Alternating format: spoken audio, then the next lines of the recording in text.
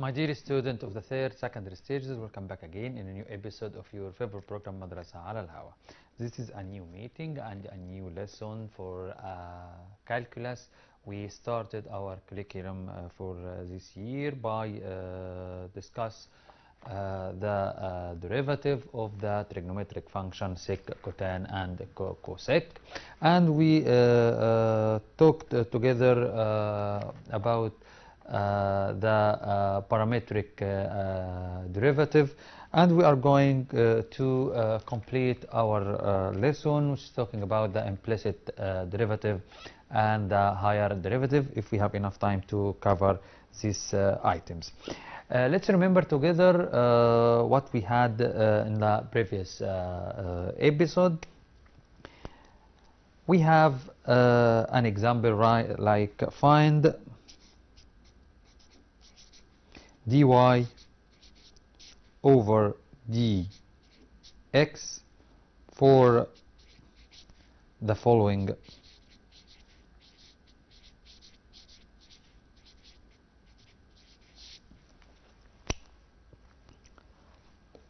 Our function is x sec y equals y cotan x. What is the first derivative of this function, or dy over dx? تعالوا كده نشوف مع بعضينا. أنا عندي implicit, this is product x and sec y. So first multiply derivative of the second, first, which is x, multiply derivative of second, derivative of sec is sec y, tan y, don't forget to write dy over dx, plus first multiply derivative of the second, plus second multiply derivative of the first, equals first multiply derivative of the second, derivative of cotan negative cosec square x, plus cotan x multiply dy over dx. So we have to collect dy and dx in the same side. We will get x sec y tan y dy over dx minus cotan x dy over dx equals negative y cosec square x minus sec y. By taking dy over dx as a common factor, we will get dy over dx as a common factor.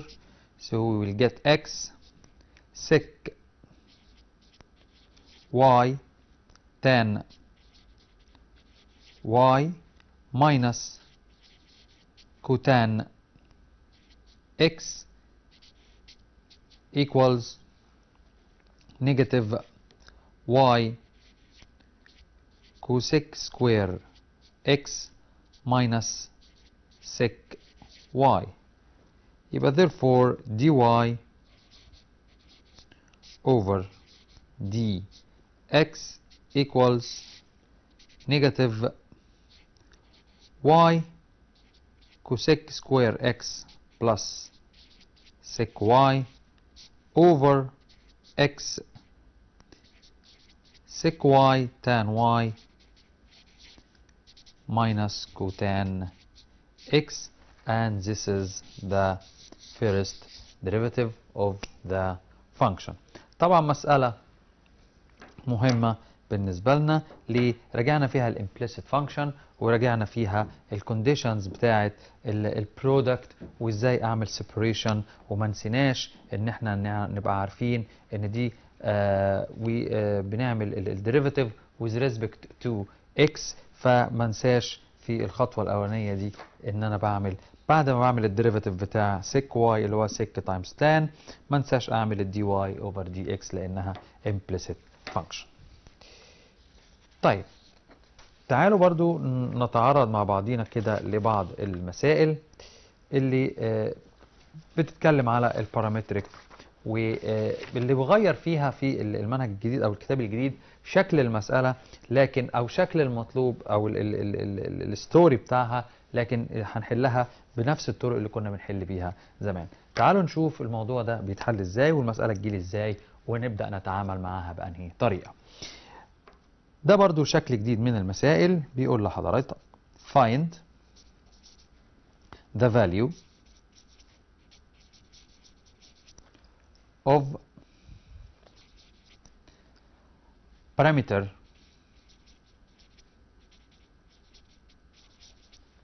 z at which the curve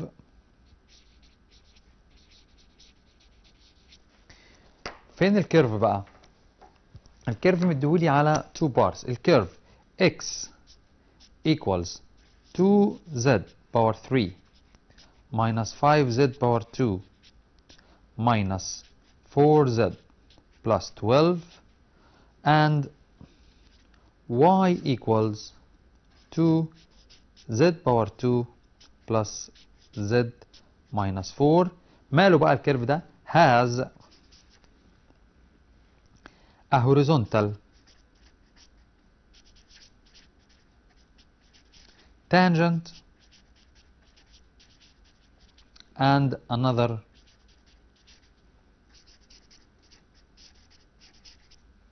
vertical.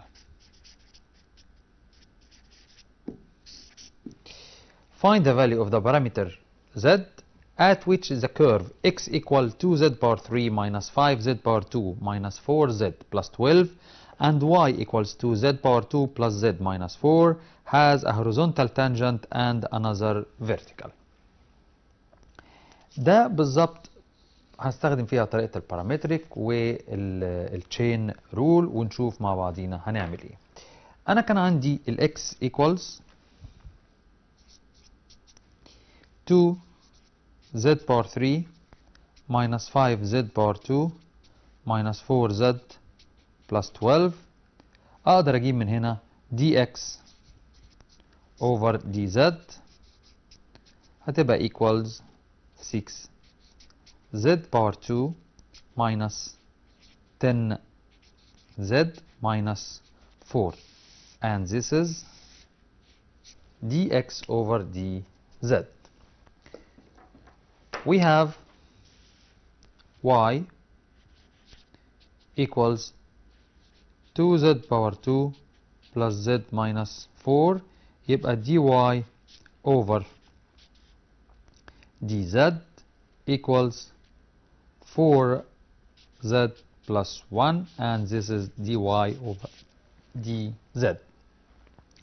دلوقتي أنا بيقول find the value of parametric which the curve has horizontal tangent. كلمة tangent means dy over dx. tangent means على طول dy over dx. يبقى أنا لازم أجيب من التو equation أو التو derivative دول dy over dx. يبقى dy over dx equals dy over dz. وعندي الناحية التانية dy over dx وعندي dx over dz. يبقى على طول هعمل divided مش multiply. طيب فين ال dy over dz اللي هي 4z plus 1 وفين ال dx over dz اللي هي 6z square minus 10z minus 4. يبقى على طول dy over dx equals dy over dz 4z plus 1 and dx over dz 6z power 2 minus 10z minus 4. This is the tangent dy over dx 4z plus 1 over 6z square minus 10z minus 4. Let's write it again. to uses in the next required. dy over dx equals 4z plus 1 6z square minus 10z minus 4. هو قال ان انا عندي horizontal tangent، يبقى هنقول له in case of horizontal tangent. horizontal tangent means ان dy over dx equals 0. dy over dx equals 0 معنى كده ان 4z plus 1 equals 0، يبقى ال z equals negative 1 over 4. vertical tangent means على طول ان dy over dx undefined. undefined يعني ايه معناها؟ معناها ان ال 6z square minus 10z minus 4 هو اللي equal 0، ده اللي هو ال denominator. so we have to factorize by simplify الأول هتبقى 3z square minus 5z minus 2 equal 0. by factorize this expression we will get 3z and 2. this is z and 1 plus and minus equals 0. in this case we will find two values lil z. z equals negative 1 over 3 or z equals 2. z equals negative 1 over 3 or z equals 2, and these are the values of the perimeter z. يبقى نخلي بالنا كويس، هو طلب مني ايه ونوعية المسألة اللي غيرها لي او الستوري بتاعتهم. بيقول لي find the value of the perimeter z. البريمتر z لانها parametric derivative و at the which the curve، الكيرف مديهولي على two forms equation x in z and equation or function y in z، وطلب مني الهوريزونتال tangent and vertical tangent. horizontal tangent and vertical tangent، كلمة tangent leads to dy over dx، يبقى على طول هقدر استخدم التشين رول اللي احنا اتكلمنا عليها السنة اللي فاتت والحلقة اللي فاتت. يا رب يكون الموضوع سهل وواضح. تعالوا نروح ل next example، وبرضو شكل جديد من انواع المسائل لكن الحل برضو زي ما كنا متعودين. مسألتنا بتقول find the derivative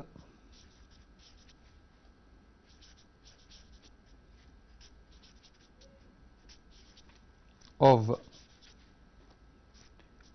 4x power 3 minus 9x power 2 plus 5 with respect to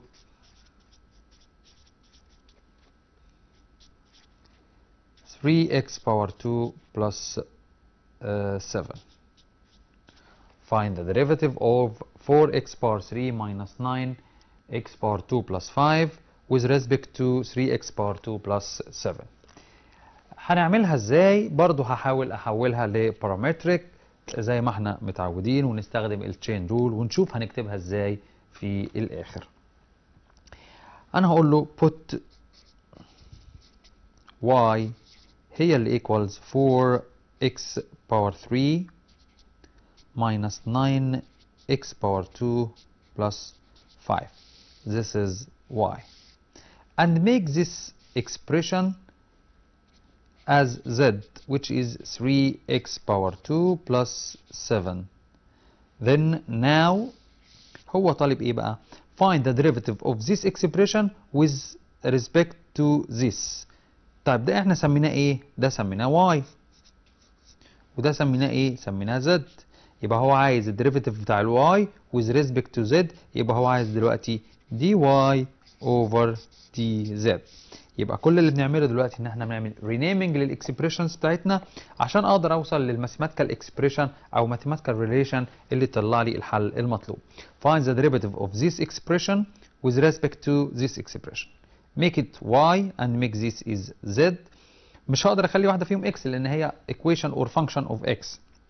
يبقى على طول انا محتاج derivative of y with respect to z اللي هي dy over dz. تعالوا بقى نشوف احنا هنعمل ايه. هرجع اكتب ال y تاني equals 4x power 3 minus 9x power 2 plus 5 dy over dx equals 12x power 2 minus 18x. عندنا كمان ال z equals 3x power 2 plus 7 يبقى dz over dx equals 6x only. طيب أنا عايز dy over dz. دي هتيجي على طول من dy over dx divided dz over dx. That means 12x power 2 minus 18x over 6x. Take 6x common factor يبقى عندي 2x minus 3 over 6x crossed out يبقى dy over dz equals 2x minus 3. ده اللي احنا وصلنا له دلوقتي ان dy over dz equals 2x minus 3.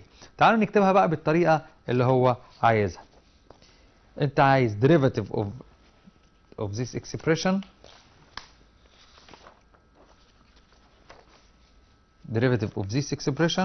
with respect to this expression. يبقى هقول له d بتاع 4x power 3 minus 9x power 2 plus 5 with respect to d اللي هو كان كام بالظبط 3x square plus 7 equals الفاليو اللي طلعت لنا اللي هي 2x minus 3. يبقى أنا عملت derivative of this expression with respect to this expression. وده يعتبر احنا عارفين الواي بتاعتنا او الميثود بتاعتنا ازاي بنحلها، لكن الفكرة انه ازاي بدأ يسألني في شكل السؤال او يغير في شكل السؤال، وده اللي احنا بدأنا نقول عليه في منهج السنة دي. طيب تعالوا نشوف كمان واحدة. find the derivative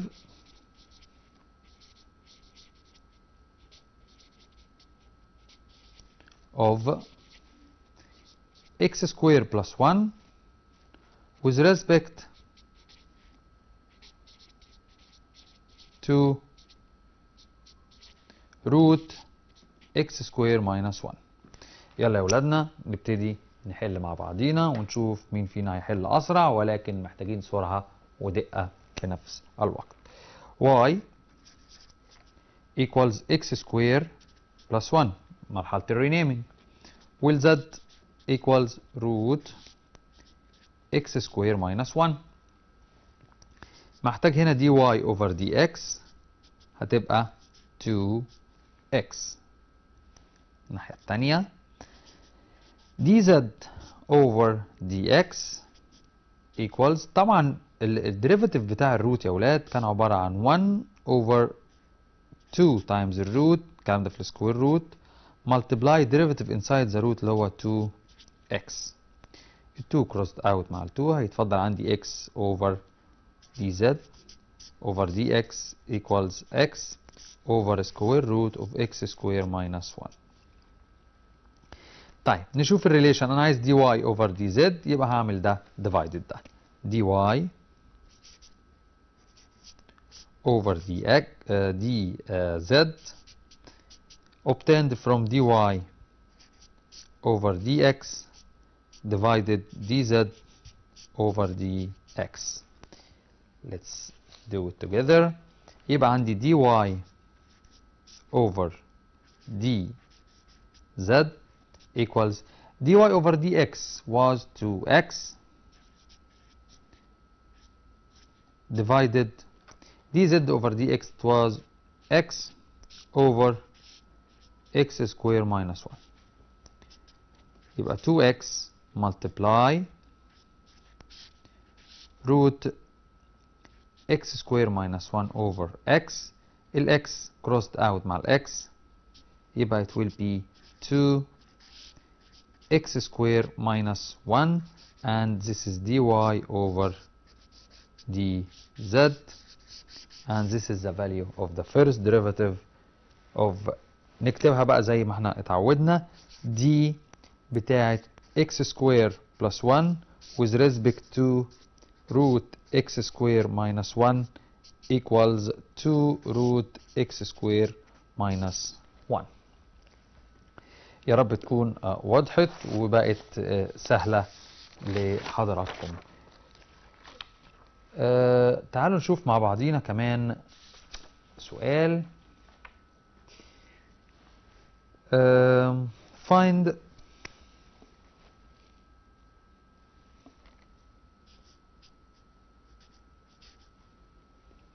the derivative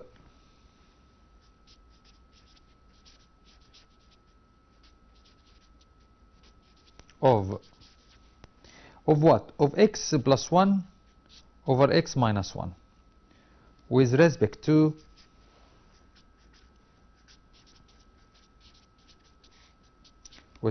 what? With respect to root 2x plus 1 at x equals 4.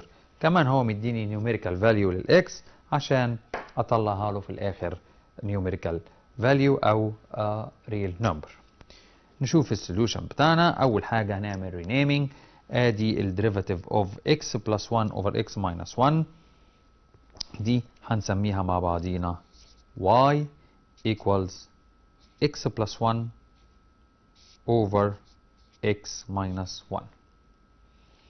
هيبقى عندي dy over dx ده quotient يبقى x minus 1 all power 2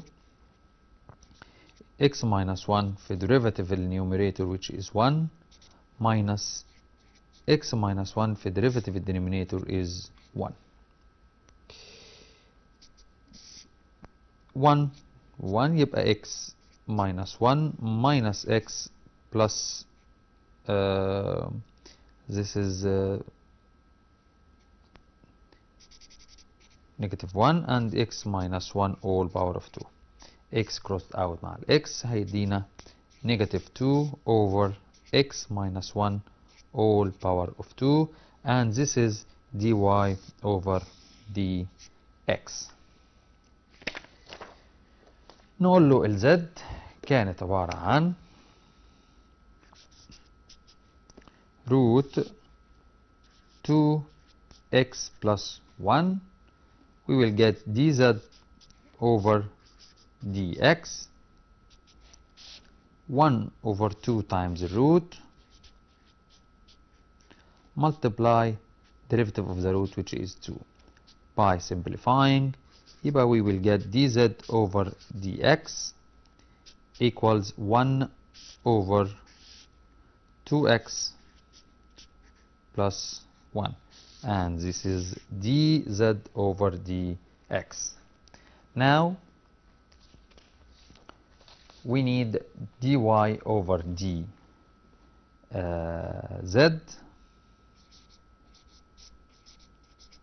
هتبقى عبارة عن dy over dx divided dz over dx.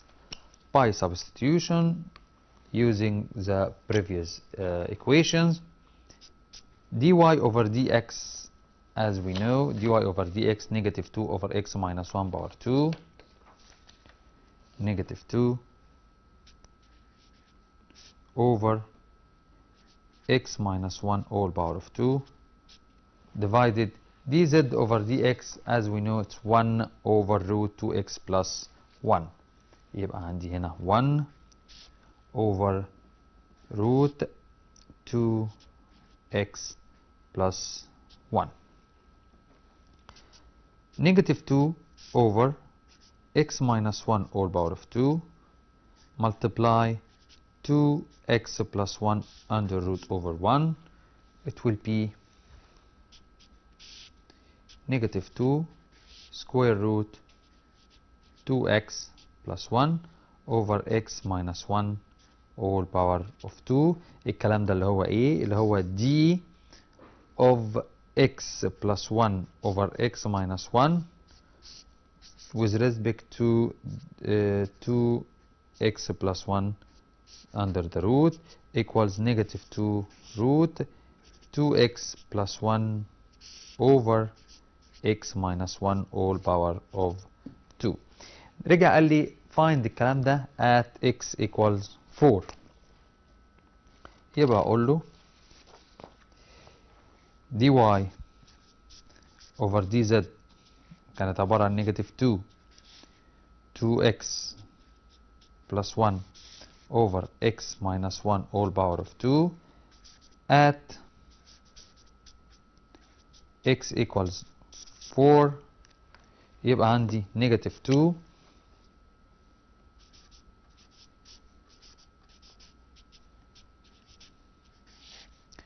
2 times 4 plus 1 over 4 minus 1 all power of 2.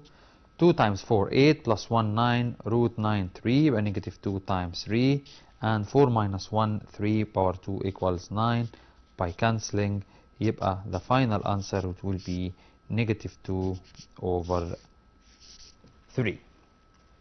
And this is the part which we try to cover today about the parametric and implicit functions. تعالوا نتكلم مع بعضينا في حاجة جديدة، وهنتكلم في part اسمه الهاير ديريفاتيف. الهاير ديريفاتيف هاير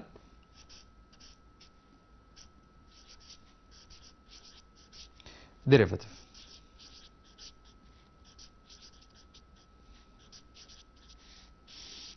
higher derivative بتاعت الفانكشن. as we know زي ما احنا عارفين ان انا لما بيكون عندي y as a function of x مالها is differentiable with respect to x.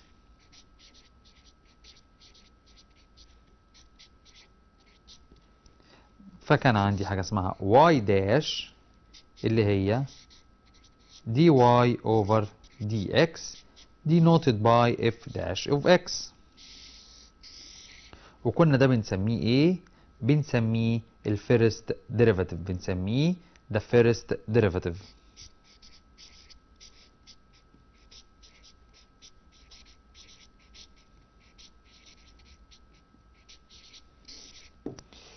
طيب الفيرست ديريفاتيف ده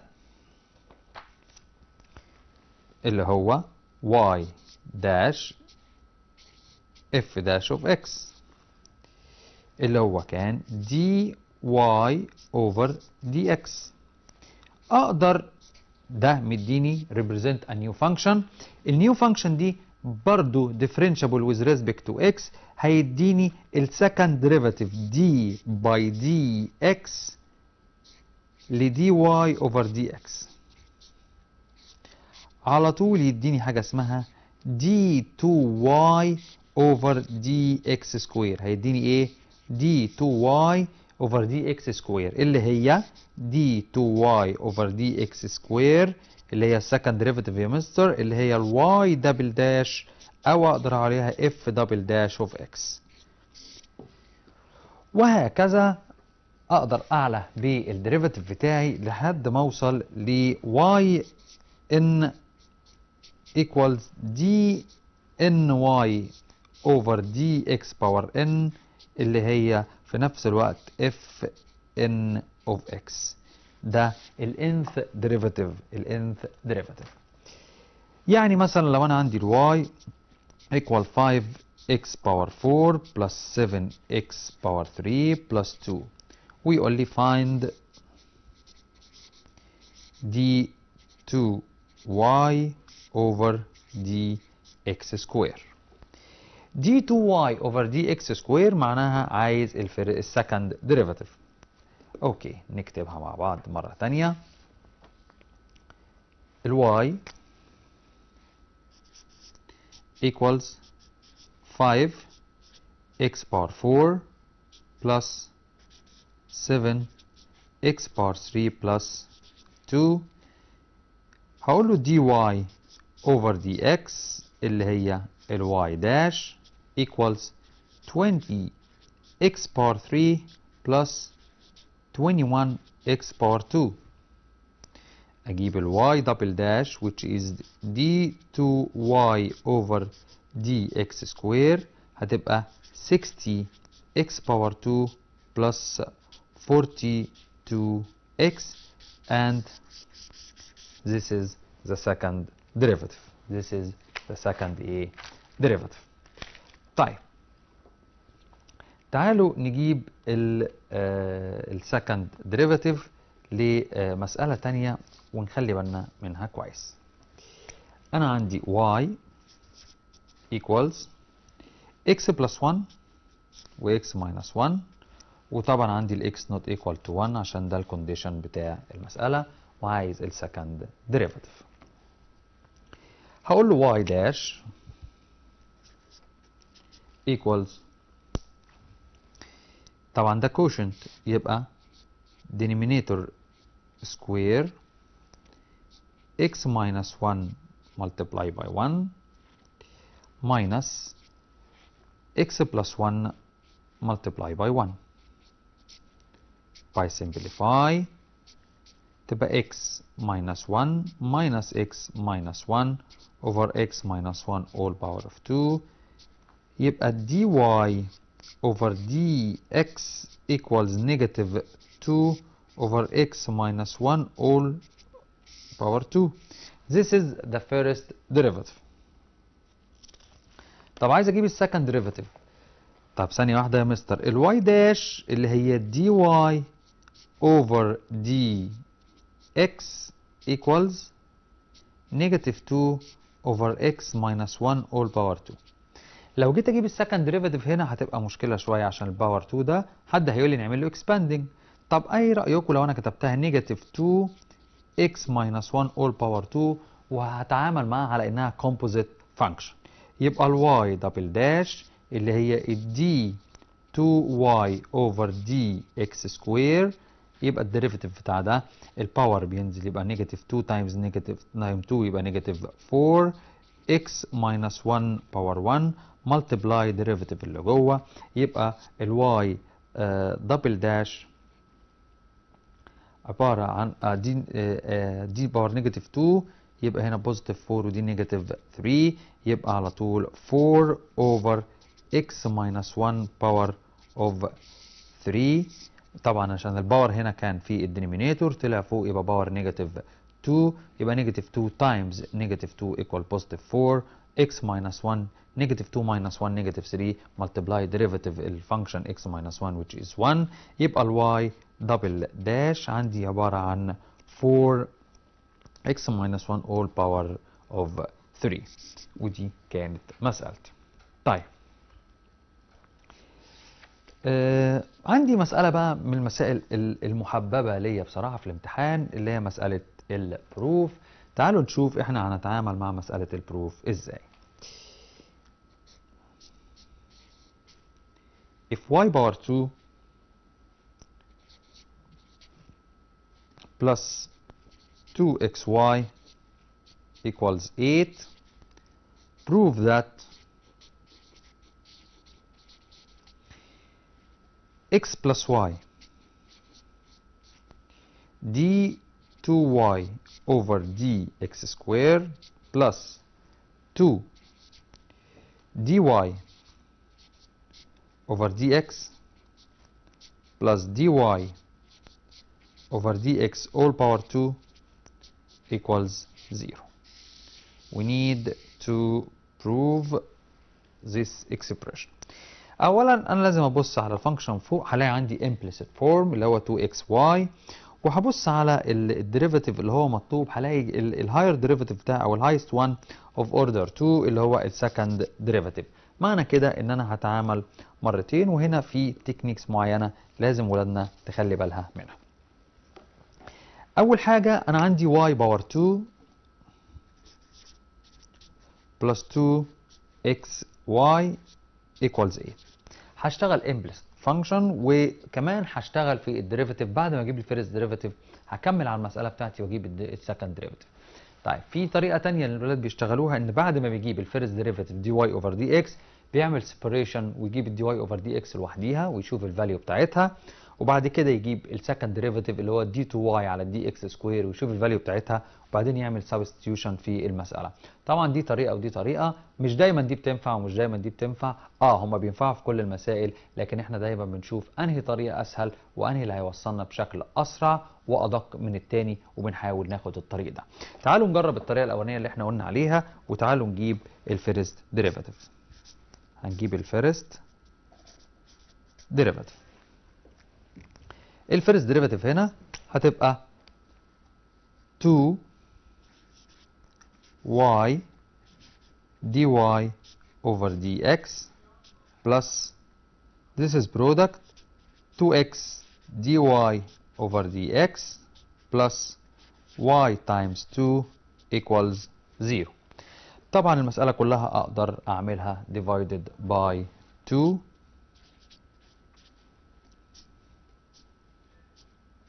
هتبقى عندي y dy over dx plus x dy over dx plus y equals 0.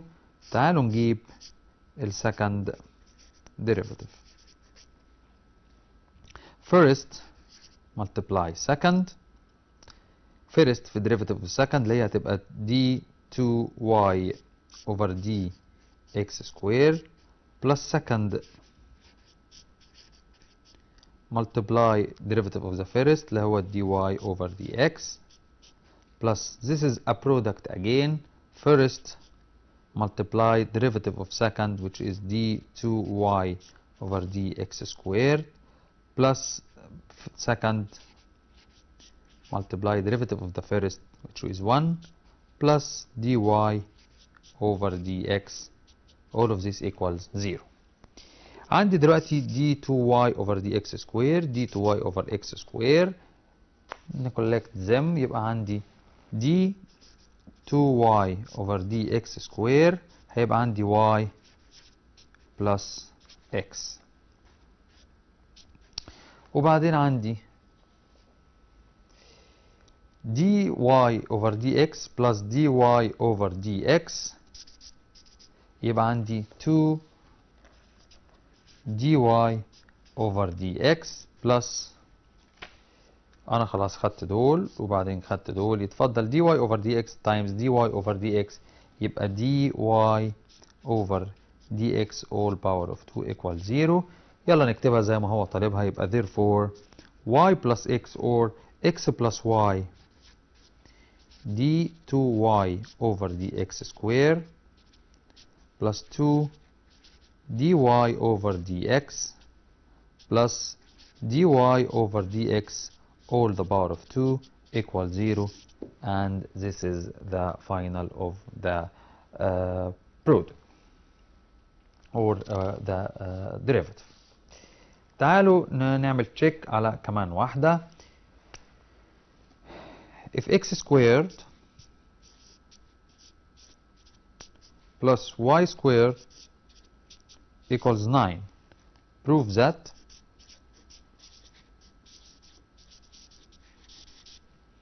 y d2y over dx squared plus dy over dx all power of 2 plus 1 equals 0.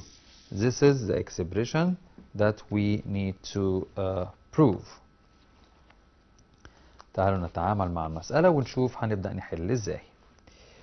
نحاول في نفس الطريق اللي احنا بدأناه المرة اللي فاتت. أنا عندي x squared plus y squared equals 9.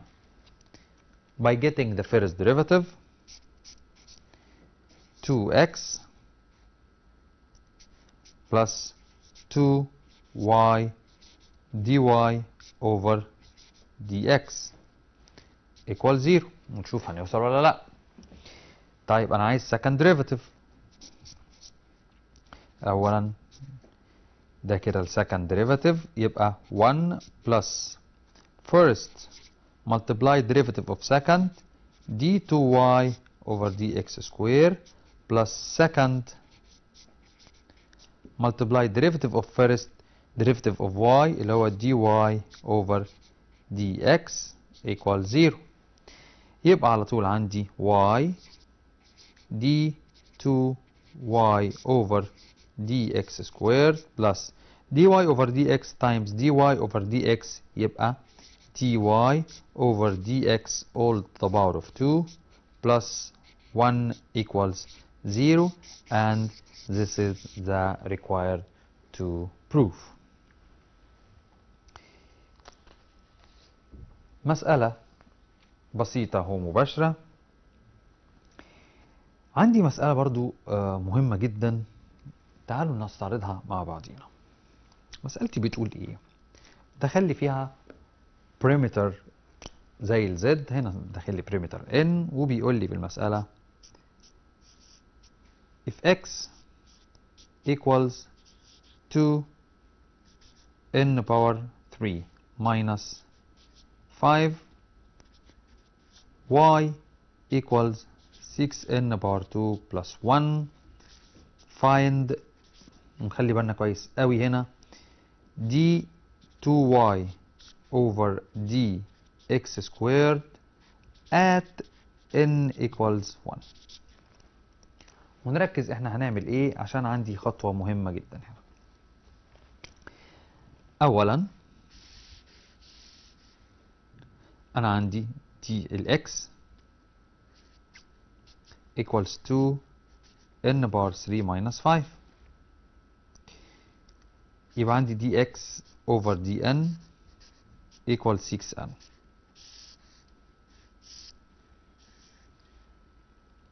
بعدين عندي y equals 6n square plus 1، تبقى dy over dn equals 12n.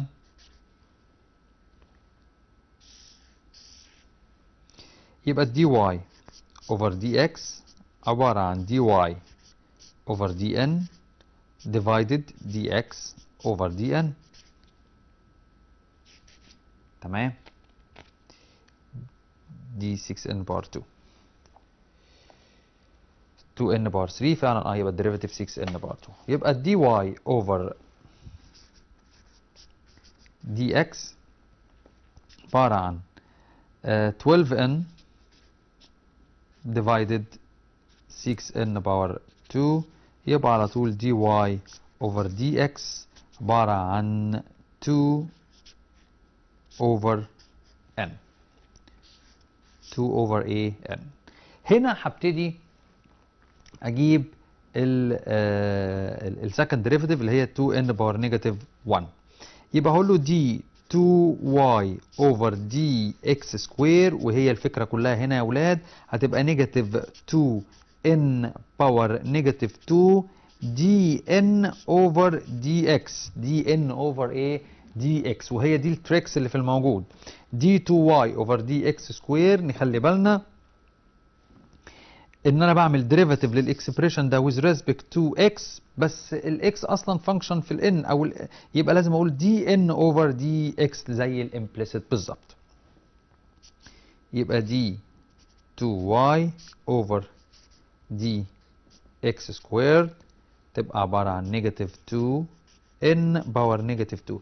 طب دي ان اوفر دي اكس، انا عندي دي اكس اوفر دي ان كانت 6 ان سكوير، يبقى دي ان اوفر دي اكس 1 اوفر 6 ان سكوير، يبقى ملتبلاي 1 اوفر 6 ان سكوير.